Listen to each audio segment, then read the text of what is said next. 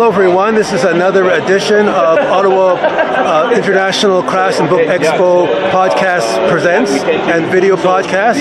We're here today at the Ottawa International Crafts and Book Expo to talk to an amazing author from Montreal, Phil Nolin, about his book entitled The Skull Behind the Face, Canada-Cambodia Relations, 1980 to 1986. It's a fabulous looking book. As soon as I saw this particular book cover, I was immediately drawn to it because I was talking to Phil yesterday. It's black and white, which is unusual for most books, always go for a lot of color. But I immediately saw the seriousness of the book that it was communicating for in terms of the motif of black and white. And I also love the font as well of the book, which has a sort of a typeset of an old school typeset of a typewriter. So you can tell there's a sort of a historical context to the book. So this is an amazing book. We want to talk to Phil today. So thank you very much, Phil, for being on our show today to talk about your book. So I gather it's an important book on sort of the political historical context of Canada-Cambodian relations. So what inspired you to write this book, first of all, in terms of, do you have an affinity or interest in human rights in general, or Cambodia in particular, or what was your inspiration? I was always interested in rhetoric and propaganda, and in 1980 Canada gave itself the problem of sanitizing, which is the word they use in the Pol Pot regime, making the Pol Pot regime more palatable to the world. And so the question was, how would you do that, given that the Pol Pot regime was only 2 years earlier had been condemned for genocide by the Canadian Parliament. So it was an intriguing problem. No one else has written about it. So and I thought somebody should. So I felt obligated to write the book. So there's some people out there, who don't know too much about the atrocities that went on in Cambodia. So maybe it'd be good to talk about some of the terrible atrocities of the regime in Cambodia at the time, and then the sanitization context. So what were some of the terrible atrocities of genocide that the regime Pol Pot was guilty of? That you that's the backdrop for the book. Well, yes. The Pol Pot regime's record of stewardship is quite bloody. It's comparable to Hitler's Third Reich. Pol Pot, the Khmer Rouge executed over 1,100,000 people. This is over 1,100,000. And this is documented by the Cambodia Documentation Center in the 90s, who visited the mass burial pits, and there are over 20,000 mass graves in Cambodia. So another 1 million people died of disease and starvation.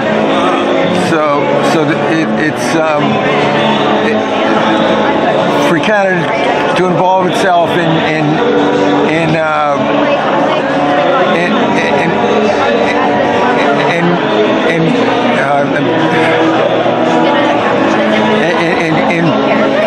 putting a new face on the Pol Pot regime, it was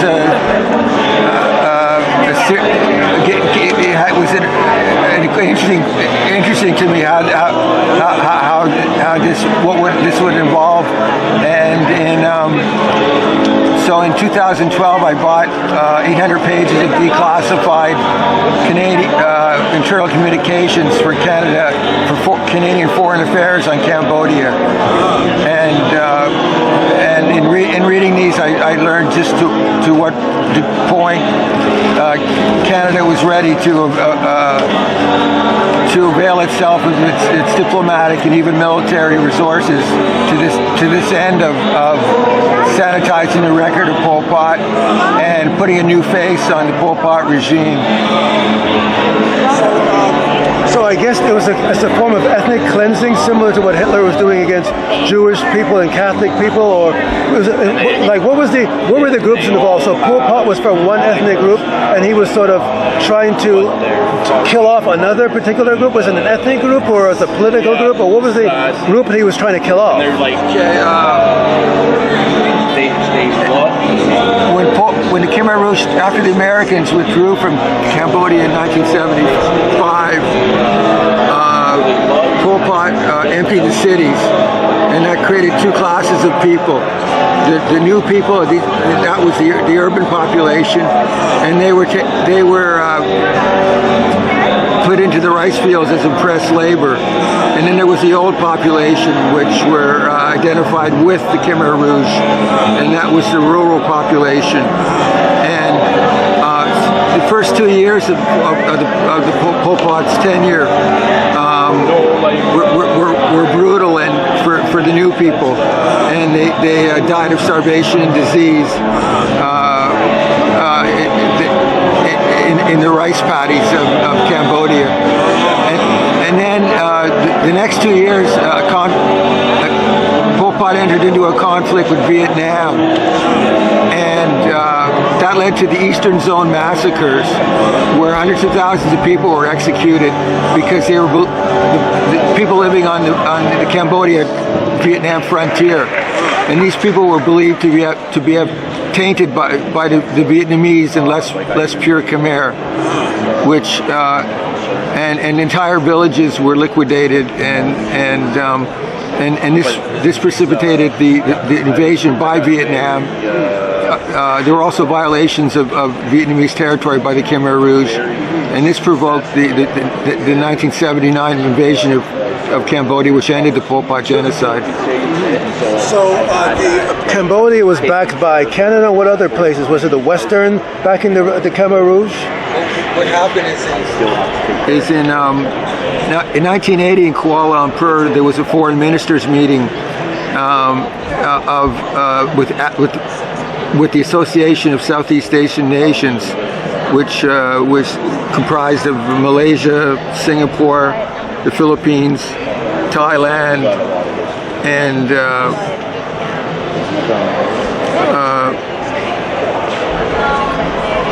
at this meeting, Canada agreed to enter into an agreement with ASEAN, the Association of Southeast Asian Nations, to help keep the Pol Pot regime in Cambodia's seat at the United Nations. So, of course, the question is why Canada would involve itself with a regime like the rump government of Pol Pot at that time. And the agreement was a quid pro quo, as you put it last night, for Canada would help diplomatically ASEAN with it, keep Pol Pot in power and keep Pol Pot in Cambodia's seat, and in turn the ASEAN would sign an economic cooperation agreement with Canada. East Asia was the fastest growing region in the world at the time, and other Western governments were interested, but because of the Pol Pot regime's record of bloody stewardship, and the possibility of the public's disgust with that government, other countries declined the offer. But Canada stepped up and accepted. In Canada, we had the referendum in Quebec. We had other issues that were in the news, and so that there was very little interest in this agreement with ASEAN basically passed unnoticed and unreported. Were they like an anti-communist buffer? So is that why Canada was also supporting them, aside from the economic side? Was there was there an ideological context, or they just had economic investments and they just wanted to promote this regime so that they could protect their investments of the various corporations there?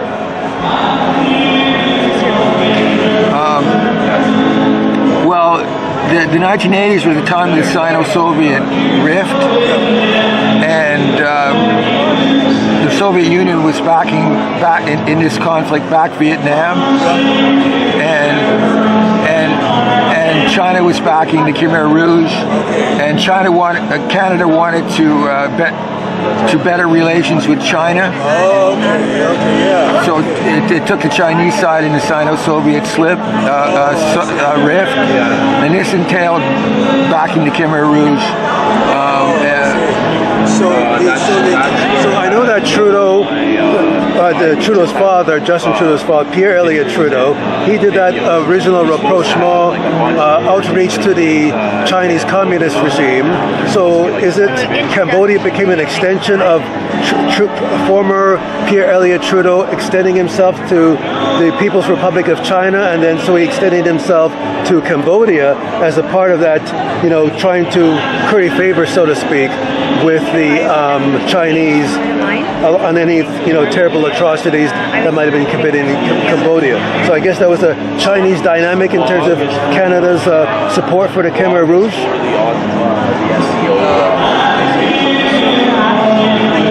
Canada wanted very badly to do business with the Chinese, with the People's Republic of China, and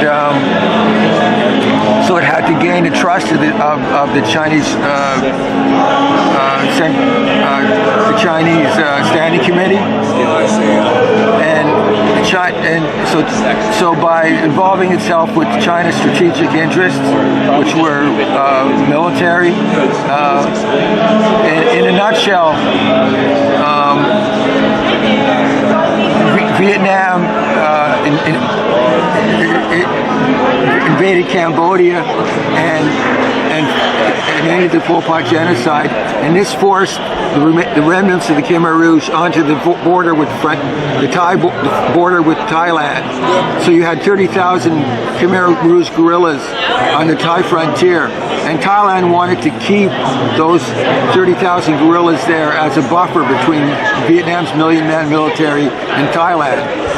So, and the Chinese were arming the Khmer Rouge,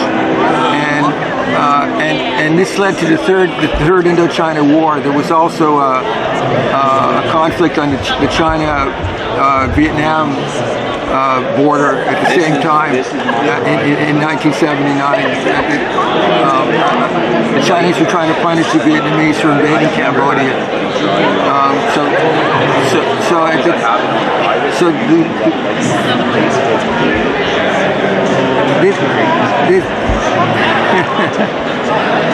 This divided the world into two fronts: the Soviet, the Warsaw Pact, and those countries in the Chinese sphere, and Canada aligned itself with China.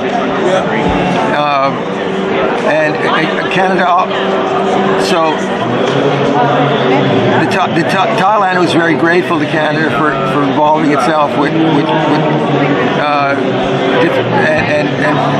in its conflict with the Vietnamese, and this led to economic cooperation, and Thailand was. Its economy was growing. The economies of the region and the non-communist world were growing at 6 to 10%, and 3 times faster than anywhere else in the world. And Canada very badly wanted to be part of this expansion. Okay, yeah. So you mentioned about the sanitization and stuff. So you were sort of interested in terms of writing a book in how this whole sanitization process that Canada was involved in.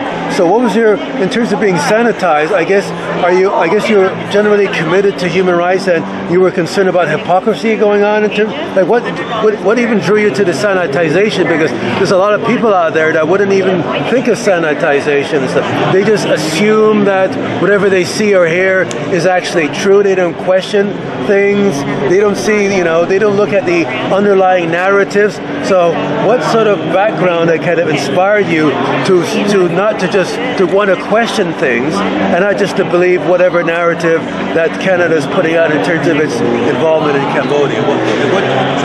What sort of inspired you as an author? That was the passion of being able to see things outside the box in terms of, I'm going to question the sanitization that I see. Like, I guess you're strongly critical of in terms of human rights, or what inspires you to be so open, have such a consciousness, to be able to see things beyond just the narrative?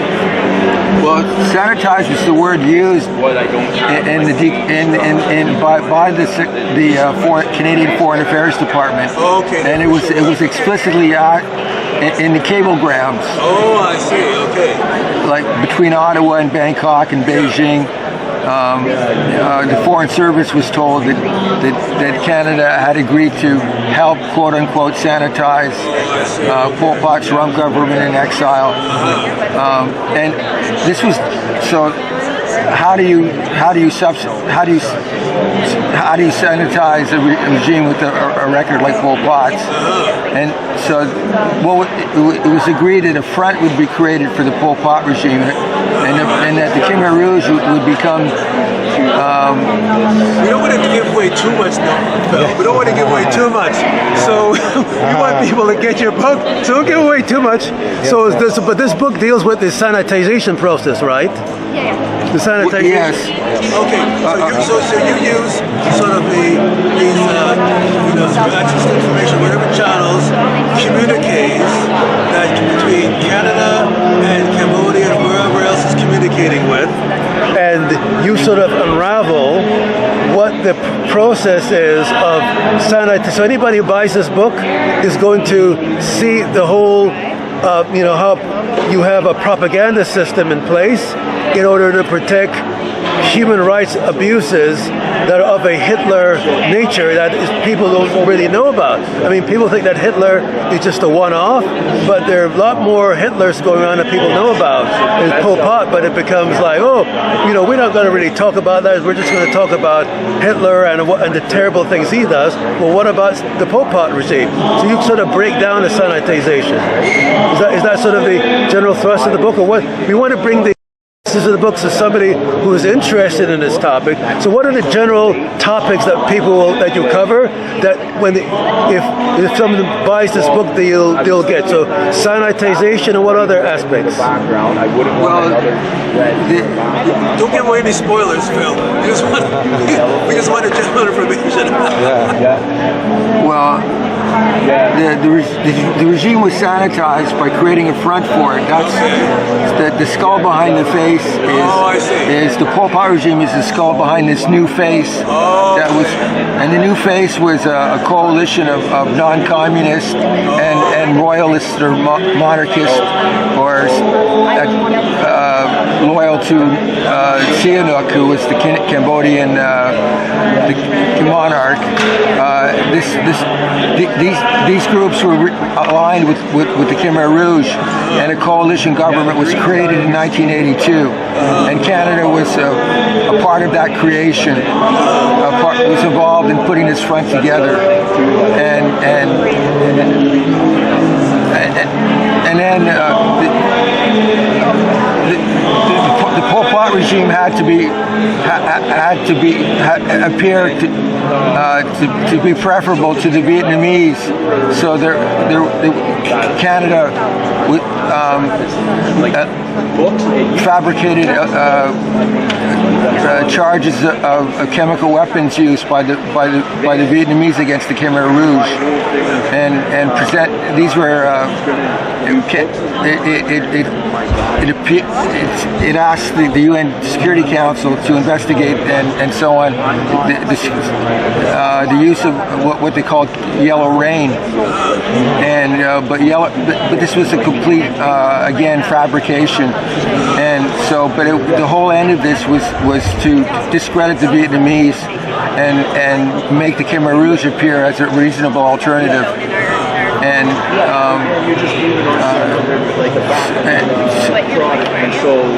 Yes, you're dealing with that kind of spin going on. Awesome, oh, fantastic. And is there any sort of area that you didn't get a chance to touch on, Phil, in this interview that you want people to know about, the reasons why? Like, what are some of the general reasons why people should buy this book in terms of, what are some of the general, or is there anything that you wanted to touch on that we haven't talked about in terms of the book? And I'm now just... there's a lot, but I think that it's in a...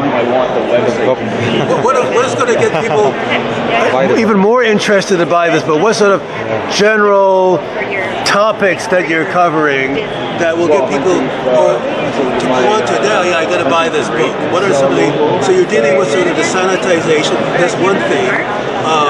The sort of the hypocrisy going on with Canada and the sort of and the propaganda being part of that process. So is there any other general theme that you're sort of covering aside from those areas? The human rights abuses, I guess you talk about as well. Well, I think people need to know the record. And to know how government actually works. And the book is based on the declassified records, where they discuss explicitly the operating of the Canadian Foreign Affairs Department, and it's a part of Canadian history that's not known, and that the discussion in the cablegrams and in the declassified files is very explicit about what Canada is doing, and I don't know if we'll ever see again such an explicit record of the operating of government, the actual operating of government. Then you see in the files that the book is based on. So do you feel that there are things going on today that are potentially hypocritical and maybe sanitization? When people buy this book, they'll be able to see insights of stuff going on today that they don't even know about. So are there, in your estimation, similar type of things that Canada is involved in by reading this book? They'll say, oh yeah, well maybe that's what Canada is doing in this country or that country even today. So will this book provide a backdrop of the sort of how the foreign affairs system works and how things may be still going on like that today, do you think? Or I would say there are parallels. And I know, you want it perfect, and you need to do everything. And that's what I'm working. I would say there are parallels. I think because I'm gonna have my website kit. A lot of the Trudeau government today. A lot of it's politicking. It's out of the back door of the Prime Minister's office, and I think we saw that with those engineering contracts in Libya. Okay, engineering contracts. Okay, yeah. And how the government tried to stop that from going to court. So and most of what the Canadian machinations that are discussed in my book are basically out of the back door of the PMO's office. So I think in that regard not a lot has changed, and except that we don't.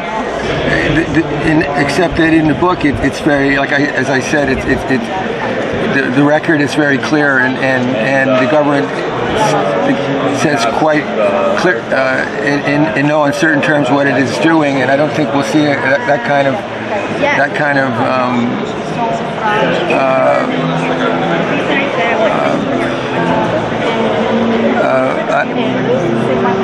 You've got very unique information in terms of like the communiques and stuff that everybody doesn't necessarily get when they're trying to do an investigation of Canada's sort of international relations policy.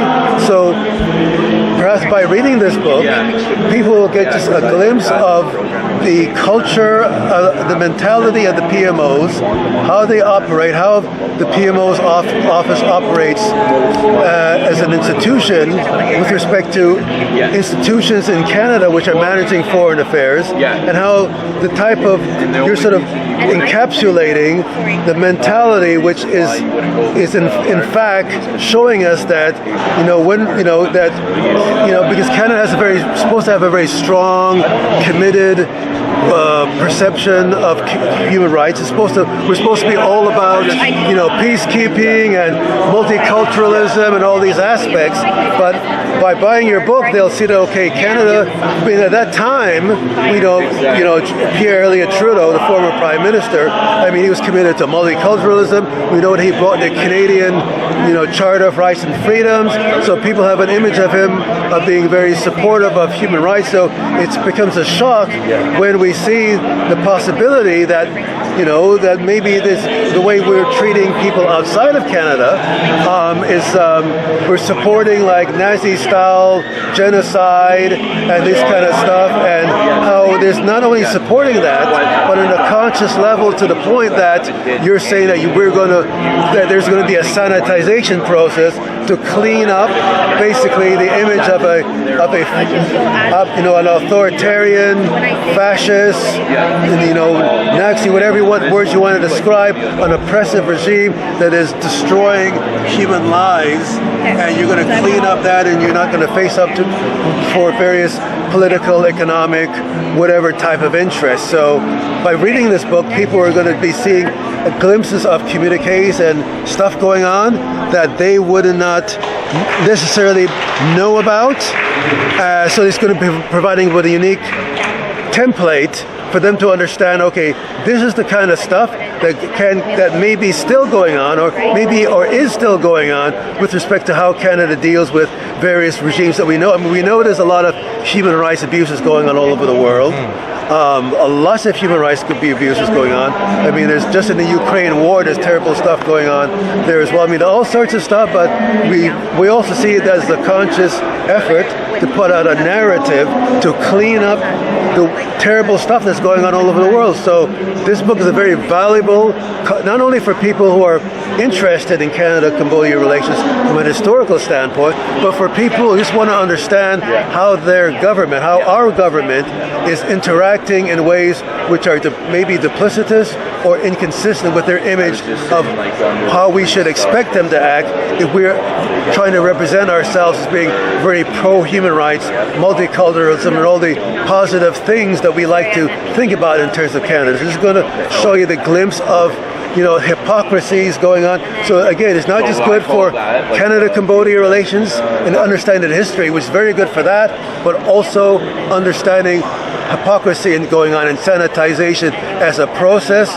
of keeping people in the dark about terrible human rights abuses that Canada is not owning up to, and that the media doesn't necessarily want us to talk about. Is that what it is? So you have any sort of feeling about that, Phil? Well, yeah, there's a long discussion in the book of what's implied by sanitizing. So there's a long discussion of what's implied in sanitizing the record of a government like Pol Pot, and that's done by creating a new narrative, to use your word. And the new narrative was the new face that was put on the Pol Pot regime. But the reality was that these militias that were part of this coalition with Pol Pot were embedded in refugee camps, and they would attack the Vietnamese, and the Vietnamese would chase them back to the refugee camps, and this created collateral damage. So people were killed. This was the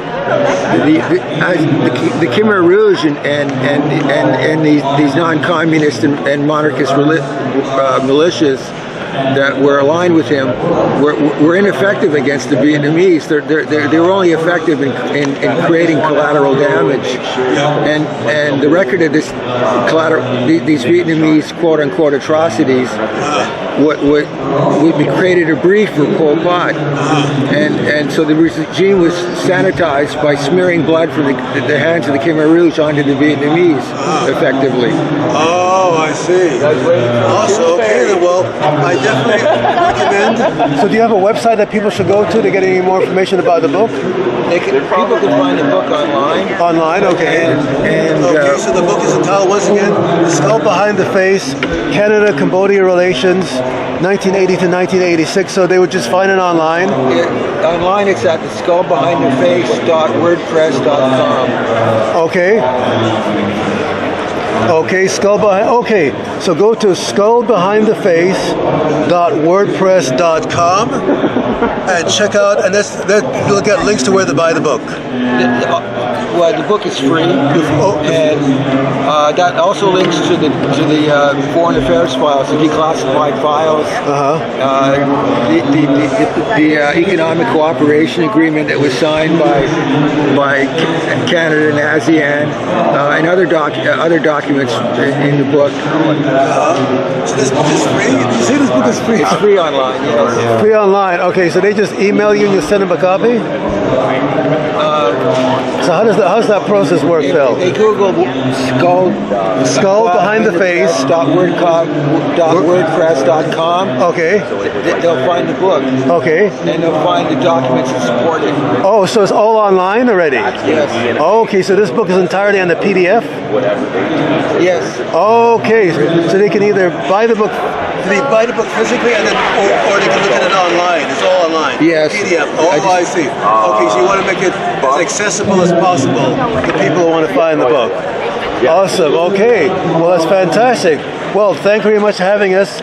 Coming all the way from Montreal, Phil Nolin, to talk about this amazing book, The Skull Behind the Face, Canada-Cambodia Relations, 1980 to 1986. And if you want to get more information, you can check out his book online at that website we just identified. So thank you very much, and for having this opportunity. It was a great an honor and a privilege to be able to speak to you, Mr. Nolin, about this amazing book, and we hope that you get many copies out there so people are understanding the type of sanitization going on that is generally not commonly well known about. So thank you very much, Mr. Nolin. Thank you, Ray.